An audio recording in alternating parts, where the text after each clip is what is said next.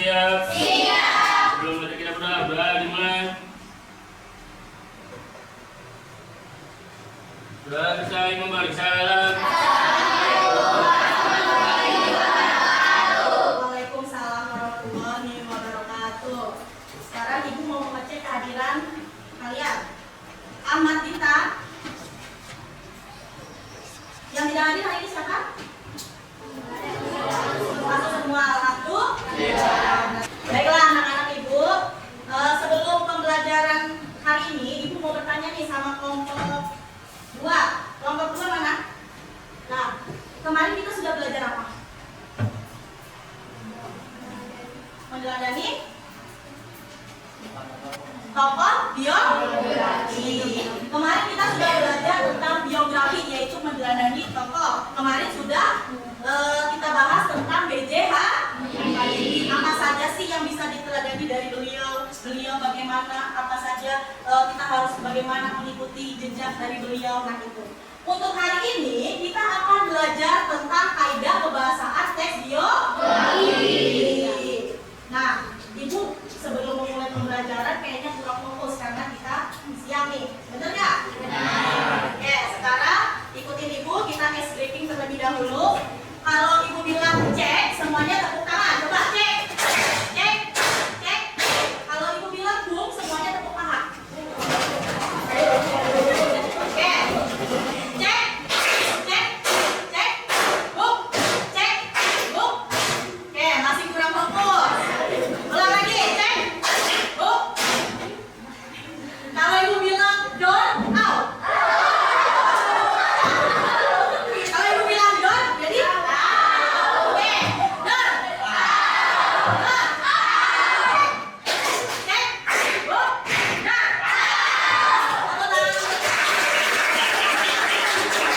Coba dilihat pada salin dia. Kita akan belajar tentang apa itu? Coba cantik dibaca. Kompetensi dasarnya tentang apa? Menganalisis aspek makna dan kebahasaan dalam teks biografi. Oke. Nah, sih kita harus belajar tentang kaidah kebahasaan. Kenapa sih? Coba.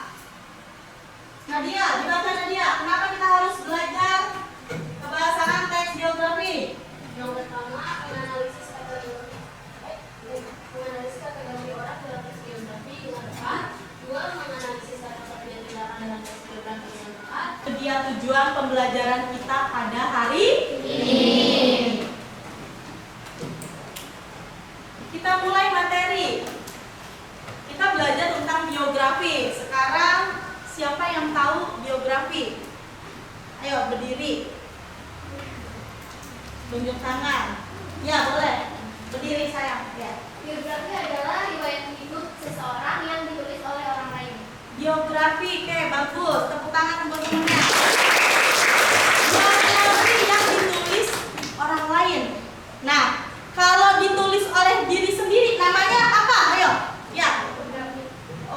Autobiografi. Oke. Apa saja sih yang termasuk kaidah kebahasaan teks biografi? Anggun? Ya. Yang pertama, Anggun. Menggunakan kata ganti orang ketiga tunggal. Yang kedua, menggunakan kata kerja tindakan. Yang ketiga, kata deskriptif. Yang keempat, kata kerja pasif. Yang kelima, kata kerja mental. Yang keenam, kata hubung yang berkenaan urutan waktu. Kita bahas yang pertama dulu. Kata ganti orang ketiga.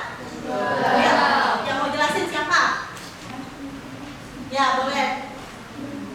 Menggunakan kata ganti orang ketiga, tunggal, ia atau dia atau beliau. Kata ganti ini digunakan secara bervariasi dengan penyebutan nama tokoh atau panggilan tokoh. Oke. Nah, betul ya tadi ya. Siapa namanya? Aurel. Ya, Aurel. Kata ganti orang ketiga yaitu menggunakan kata dia. Ya. B.J. Habibie merupakan seorang sosok yang bla bla bla bla. Dia merupakan bla bla bla. Kata ganti orang ketiganya yang mana? Dia. Dia. Paham? Paham. Lanjut. Yang kedua, kaidah kebahasaannya yaitu kata kerja tindakan. Tadi yang seperti disampaikan oleh Nafna. Ada pekerjaan yang dilakukan orang tersebut. Ya. Coba di sini kasih contoh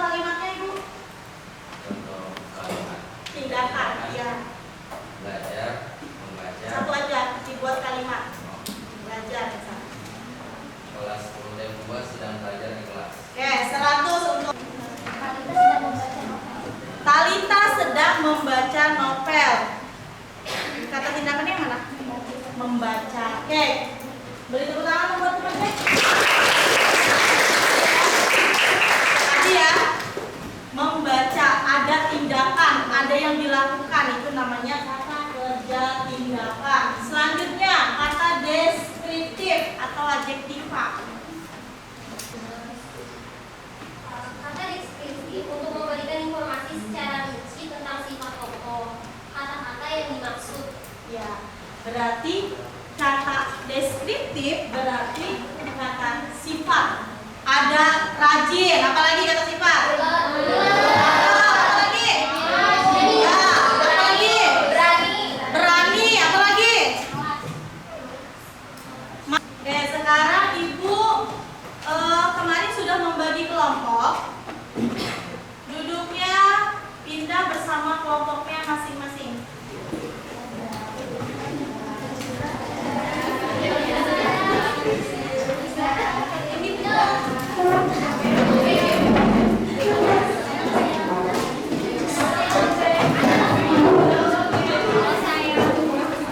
Sudah, kelompok satu mana?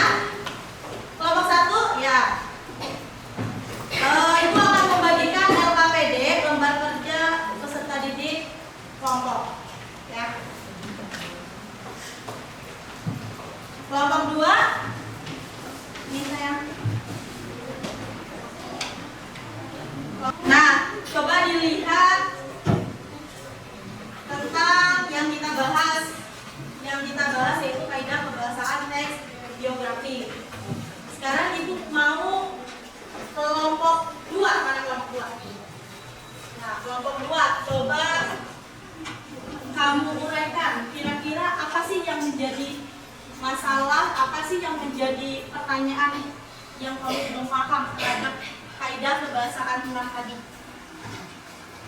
Yang mana nanti biar kelompok yang lain menjawab pertanyaan dari kelompok 2.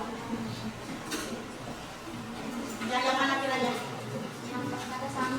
Kata sambung. Oke, kata sambung masuk kata hubung ya. Nah, coba kelompoknya Nadia dijelas, kamu berdiri ditanyakan apa ya? Menjadi pertanyaan dari kelompok. Kata hubung ada di teks Meridiana. Jadi belum paham dengan kata hubung ya. Kelompoknya Nadia dijelaskan kata hubung itu apa? Jawabnya silakan berdiri.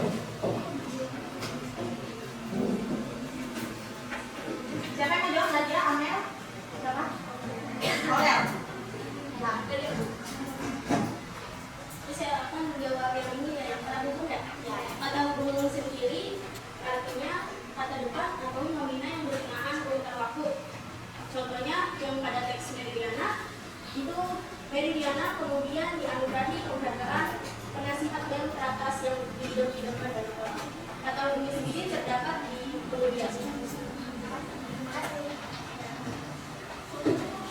karena kemarin Ibu sudah memberikan pembahasan sedikit tentang Meridiana, mungkin kalian sudah belajar ya. Tidak jadi masalah. Untuk hari ini silakan dianalisis LKPD-nya mengenai biografi dari Meridiana. Nah, ketika kalian menemukan kata ganti orang ketiga itu apa, silakan dituliskan di hasil analisis. Ibu berikan waktu. Nanti kita akan mempresentasikan hasil dari kerja kelompok kalian. Silakan didiskusikan temannya, kalau kamu gak paham, teman kamu paham, jadi bisa saling berbagi ilmu. Kelompok 1 sudah, kelompok 2 sudah, ayo waktunya 1 menit lagi.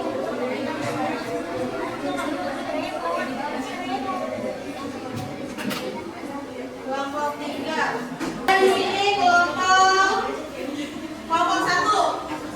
Ya, kelompok 1 mari ke depan. Di sini dalam presentasi hasil kaidah kebahasaan biografi tentang Meridiana. Satu kata ganti orang ketiga. Hasil analisa